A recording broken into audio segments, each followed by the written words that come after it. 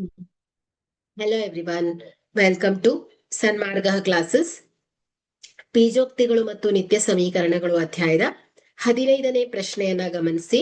ತ್ರಿಪದೋಕ್ತಿ ಎಂದರೇನು? ಸೊ 3 ಪದಗಳನ್ನ ಹೊಂದಿರುವಂತಹ ಬೀಜೋಕ್ತಿಯನ್ನ ನಾವು ತ್ರಿಪದೋಕ್ತಿ ಅಂತ ಹೇಳ್ತೇವೆ. ಸೊ ಉದಾಹರಣೆಗೆ x² + 4x + 7. ಸೊ ಇದು ತ್ರಿಪದೋಕ್ತಿಗೆ ಉದಾಹರಣೆಗಳು. ಸೊ 1, 2, 3 ಪದಗಳನ್ನ ಒಳಗೊಂಡಿದೆ.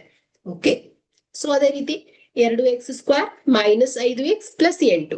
ಸೊ ತ್ರಿಪದೋಕ್ತಿ 3 ಪದಗಳನ್ನ ಒಳಗೊಂಡಿದೆ. So 3a + 5b + c. So ಇದು ತ್ರಿಪದೋಕ್ತಿಗೆ ಉದಾಹರಣೆ. ಓಕೆ, ಸೊ ಹಾಗಾದ್ರೆ ಇಲ್ಲಿ ಇವುಗಳನ್ನ ಯಾವ ರೀತಿ ವ್ಯಾಖ್ಯಾನಿಸಬಹುದು? ನಾವು 3 ಪದಗಳನ್ನ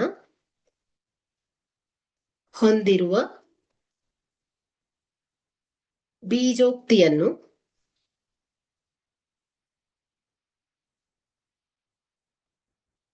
ತ್ರಿಪದೋಕ್ತಿ ಎನ್ನುತ್ತೇವೆ.